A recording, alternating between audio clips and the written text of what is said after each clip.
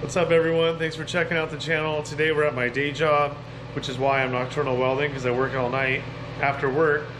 But I'm just doing this video about 2 years later than I did this job. Finally getting around to editing this video. And what I did was I made these air intakes for hot water boilers, and that's what we're going to be making today. So basically the problem was that the boilers weren't getting enough air because the filters weren't getting changed often enough. They got too dirty, and then they created like a full soot inside the boiler from having too rich of a flame.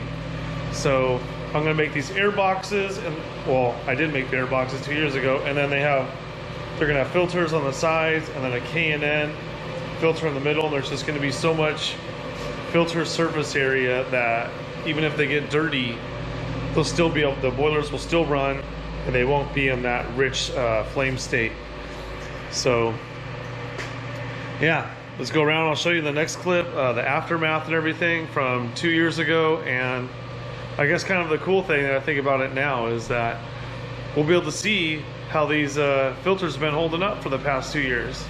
So all right, let's go ahead and cut to that. All right, and here's the boilers.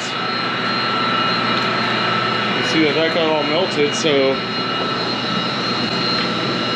what happened was we had a totally rich flame. There's the burner in there. So we had totally rich flame coming up, creating all this soot from not enough airflow.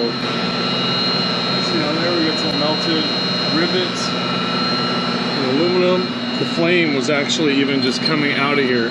Look how sooted that stack is. So I'll take you over here and show you. So we have 3 boilers that are like that. So our box is going to sit right here. So here's the old filter they had that was really not creating enough airflow. So we've doubled the airflow from this one K&N filter. So our box is going to connect here, and then come out and sit here, and then be able to just change filters pretty easily. So we'll be done soon enough, and you'll see what I'm talking about. Alright guys, I just want to show you the boilers real quick. After they got all cleaned up, the Parker technicians came in and cleaned all the soot off all the tubes and everything. I think they just came in and pressure washed everything down. So they did a pretty good job. Everything looks pretty clean. Everything's all clean, get ready to go back together. Look how thick all that soot is on that pipe. Now it's all over the floor from the pressure washing, so they got quite the mess to clean up. All right, let's go ahead and start making these boxes. All right guys, here's our intake air box that I modeled up. We're gonna have a removable lid on top, the 12x12 filters, which are the most common on campus, using a 1x1 C channel. That little pipe right there is how we're going to connect it to the blower. This X pattern featured into it so the filter doesn't get sucked in. We got the original K&N on the end, also along with the new filters. Here's the top that's removable. So we'll be plasma cutting out this rectangle feature and then installing 5/16 riv nuts in there to hold the top down. That way they can remove the top, they can get inside, vacuum if it happens to get all dirty in there. I think this unit's going to work out pretty good. So let's go get out to the shop and make this thing.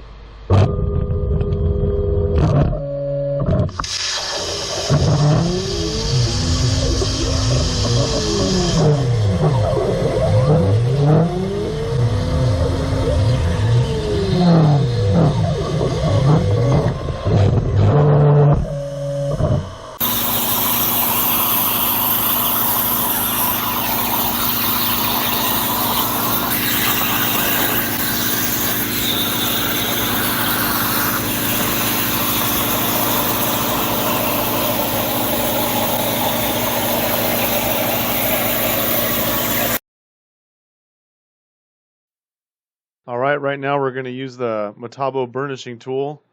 We have the gum wheel on it. This wheel is usually can do everything I need it to do. It can deburr, It can throw nice grain into the aluminum. They make a lot of other wheels like a Scotch-Brite and a flap disc, but most of the time, this one wheel can do everything I need it to do.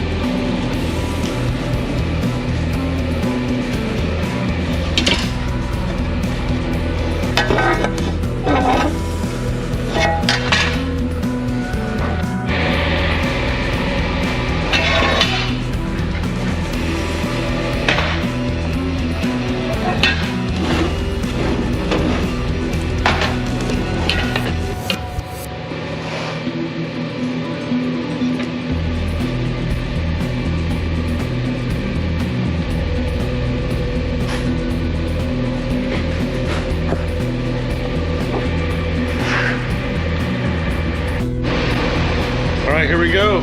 Start welding for the day. First weld of the day is going to be this nice, juicy corner joint. Alright, let's get it.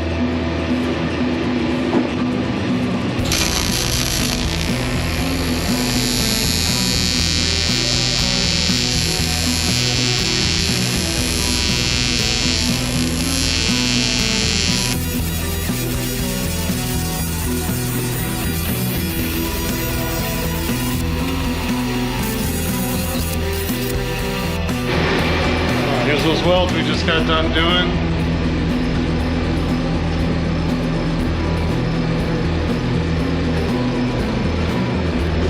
Little droplets from heaven.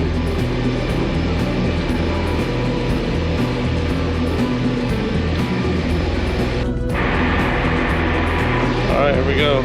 We got this one. Got the stand set up. So it'll be like this. Slide along this thing all the way down. Alright, let's get it. Alright, here we go. The big long welds.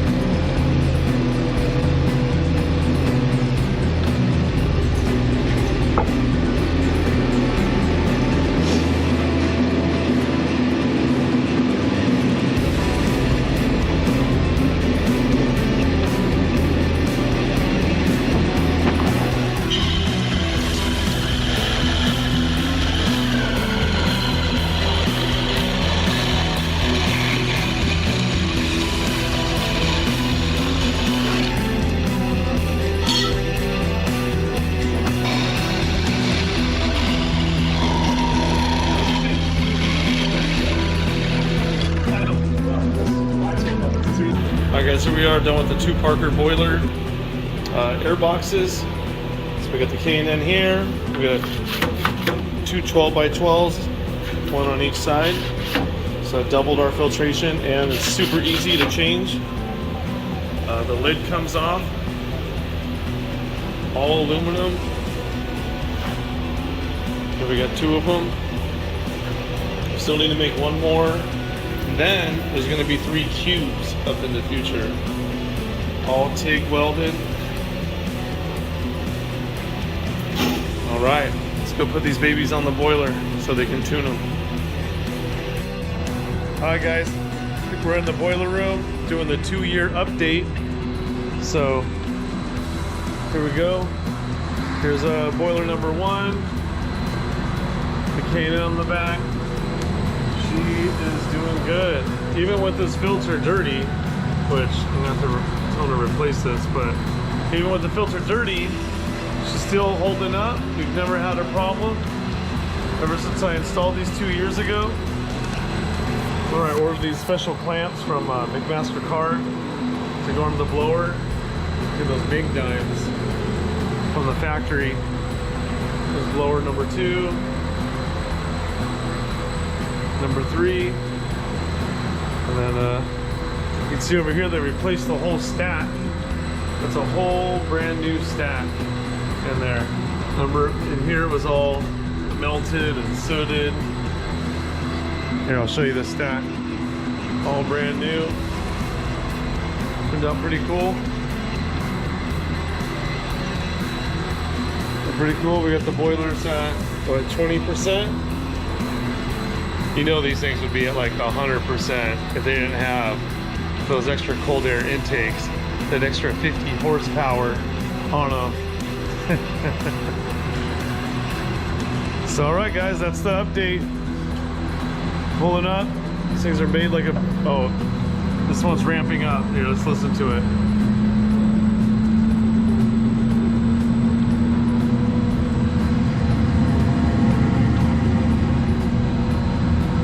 Oh yeah, she's pulling air.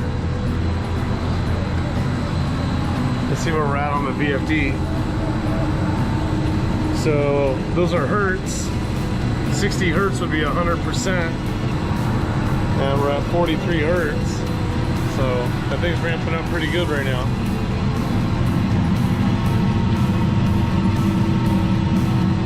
It's awesome. Alright guys, well that's it for the update. Hey everyone, I hope you guys liked the video.